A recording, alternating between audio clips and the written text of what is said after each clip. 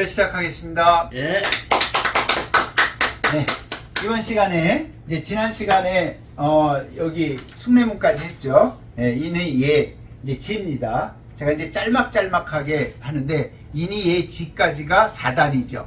그리고 신이 들어가면 5단이라고 안 합니다. 이제 신은 이제 인간 관계에 의해서 성립되기 때문에 타고나는 게 아니다라는 뜻이에요. 네. 자, 지는 전서체를 보면 이렇게 씁니다.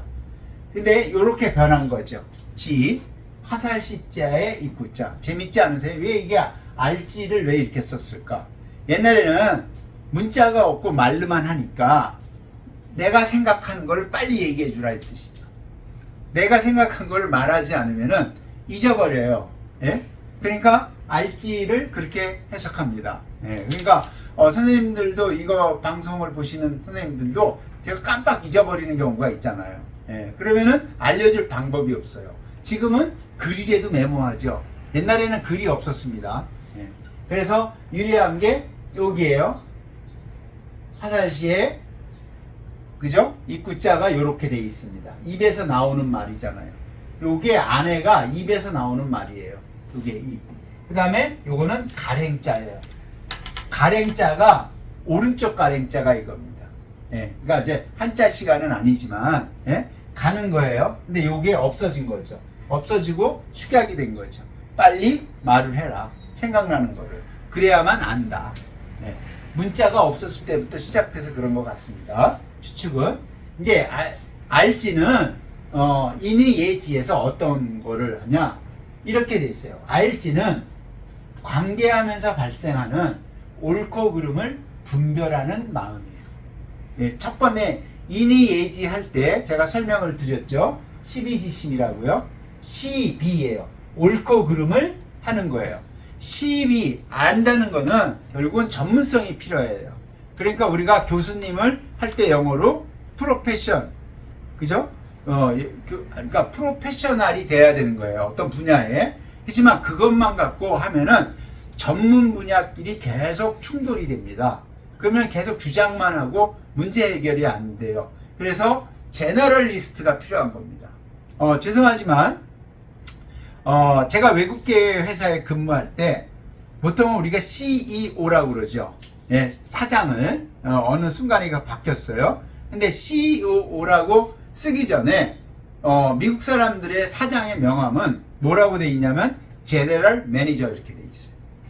예, 사장은 프로페셔널을 자기가 어떤 분야에 프로페셔널을 했지만 사장이 되는 순간에는 제너럴리스트가 된다는 뜻이죠. 그래서 제가 물어봤죠. 왜 그 CEO인데 왜 제너럴로 표현했냐? 그러니까 CEO는 모든 분야에 있는 전문 분야에 올라오는 거를 다 이해하고 그러니까 조종을 할 수 있는 능력이 필요하다라는 거죠. 그게 제너럴리스트입니다, 영어로. 그래서 알지에는 프로페셔널과 제너럴이 같이 포함이 돼야 된다는 거죠. 그래야만 시비를 가꿀 수 있어요. 선생님, 한자에 여기는 제가 이제 간략하게 하기 때문에 안 썼는데 한자에는 적비성시라는 말이 있어요. 네. 그게 무속은 한자입니다. 쌓을 적, 아닐 비. 예? 성시, 이룰 성, 오를 시. 잘못된 게 계속 쌓이면요, 그게 올바름이 된다고. 한번 생각해 볼 필요가 있죠. 그러니까, 어떤 팩트가 있는데, 어떤 팩트를 오랜 시간에 그게 아니다라고 계속 하면은 그게 정말인 줄 믿는다는. 그게 적비성시예요. 한자로는. 그러니까, 그 시간이 그렇게 만드는 것 같아요. 어쨌든, 시비를 하는 마음은, 올바름과 그름을 판단할 수 있는, 분별할 수 있는 무슨 마음? 공감 능력이라는. 네, 공감 능력을 제가 이거는 그 표현을 만들어낸 거고요. 결국은 인의예지는 타고났지만 공감하는 능력이 그 안에는 다 포함되어 있다고 봅니다. 자, 지예요.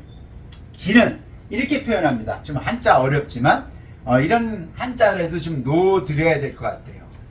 생이지지자 상야. 어렵죠? 태어날 때부터 아는 사람, 높은 사람. 하기지지자 차야. 배워서 아는 사람. 고니학지 우기차야. 어려움을 겪고 배워서 아는 사람. 그러니까 아는 거는 돼요. 어떻게 아느냐야. 어떻게 아느냐는 그냥 알아. 이건 배워서 알아. 어려움을 겪어야 알아. 여기까지는 괜찮아요. 고니 불화. 어려움을 겪었는데 불화. 공부하지 않아요.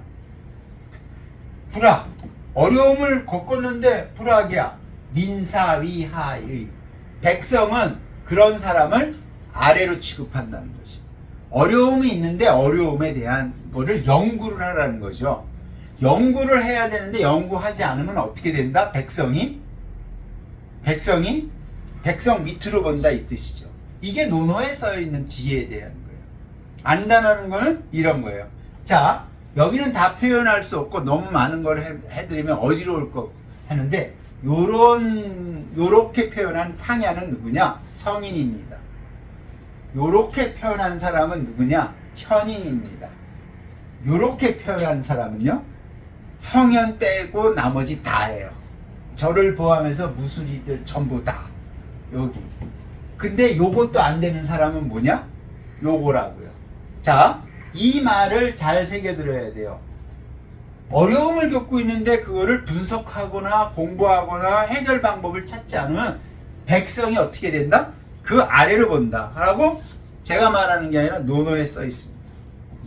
그러니까 안다는 것이 그런 의미다라는 것을 말씀드리려고 이렇게 표현한 겁니다. 자, 지를 표현하는 건 어디죠? 자, 이렇게 있어요. 숙정문이에요. 숙정문. 이제 개방이 됐죠. 개방이 돼서 지금은 갈 수 있어요. 그래서 이제 밖에서 이렇게 이제 찍었는데 북문이죠.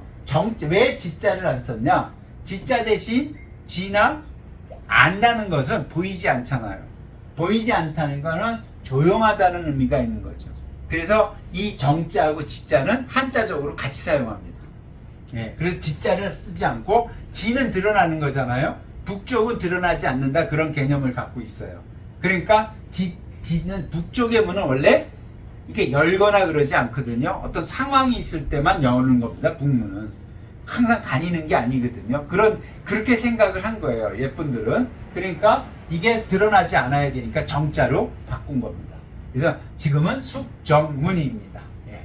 그렇게 이해하시면은 이게 인의 예지를 동서남북에다가 다 배치를 했죠. 예. 배치를 한 다음에는 뭐가 나오냐? 도성에다 배치했으니까 마지막이 신이에요. 신은 똑같죠. 사람인데 이게 말씀원인데 말씀원의 전서체는 이겁니다. 입에서 나오는 거예요. 입에서 나오는 거예요. 그게 말이에요. 근데 이거는 니들씨는 언제 생기냐? 인의예지는 본성을 타고난다. 그런 마음, 측은한 마음, 수호, 부끄러운 마음, 그 다음에 사양하는 마음, 옳고 그름을 분별하는 마음, 이거는 인간인은 타고나고 온다라고 믿었어요. 정말 타고나는지 안 타고나는지는 과학적으로 앞으로 증명이 되겠죠. 더 오랜 시간. 근데 믿음은 언제 생기냐? 관계하면서 생겨요. 뭘로? 말할 때. 그러니까 나와서 관계하면서 생기는 게 믿음이에요. 그래서 지금 현대를 살아가는 사람들은 이 신자를 중요시 여기죠. 그래서 은행에 가면은 뭘 조사하죠? 신용도 조사. 그다음에 선생님들 카드 주머니에 지갑에 하나씩은 갖고 다니죠. 카드를 무슨 카드? 신용카드 그러잖아요. 네. 카드만 주면 돈 쓰면 돼요. 믿음이 있어야 돼요. 나중에 갚는다는 조건이죠. 그러니까 믿음은 관계 속에서 만들어지는 거예요. 그러니까 이거를 이제 나중에 오륜을 할 때 말씀드리겠지만 붕우유신 이렇게 하는 거죠. 네. 붕우유신 그렇게 이제 이게 확대되는 겁니다. 근데 이제 붕우유신 오륜할 때 대표적인 사상이니까 오륜할 때 또 이게 중복돼서 나오기도 하거든요. 근데 또 말씀을 드리도록 하겠습니다. 신은 어떻게 표현했냐? 믿을 신입니다. 믿음이 있어야 돼요. 믿음이 말하는 거 보면 믿음이 있는지 없는지 구분하시죠? 그 다음에 가끔은 제가 여태까지 살아오면서 거짓말 안 하는 사람은 아직 보지를 못했어요. 그러니까 믿을 신은 믿음의 가치예요. 믿음의 가치는 인의 예지처럼 타고나는 것이 아니라 공동체에서 관계를 통해 형성되는 것이다. 그래서 우리가 현대를 무슨 사회에 하냐면은 신용사회 그러죠. 네. 이게 믿음의 가치예요. 그러므로 믿음은 공동체에 뭐를 나타내요? 성숙도를 평가하는 척도예요. 괜찮은 사회야, 선진국이야, 그러면 이 신용도가 괜찮아야 되는 거예요. 그리고 이 신용도는 사람의 관계에서 모든 행위를 제도나 규범이나 전부 제도화할 수가 없습니다. 예, 제도 이외의 인간의 행위를 말하자면 할 수 있어요. 그죠? 거짓말한다고 다 감옥소에 보내는 건 아니잖아요. 거짓말의 정도에 따라서 가기도 하고 안 가기도 해요. 거짓말을 했는데도 법에 저촉이 안 되면 안 가죠. 예. 그러니까 이 신용도, 공동체의 성숙도를 평가하는 척도가 되는 게 신뢰를 사회를 구축하는 밑바탕이 됩니다. 예. 그러니까 제가 말씀드리는 거는 이런 믿음은 어떻게 형성되냐? 교육을 통해 형성되는 거예요. 선생님, 그게 뭐냐? 사교지입니다. 배워야 되는 이유가 여기 있는 겁니다.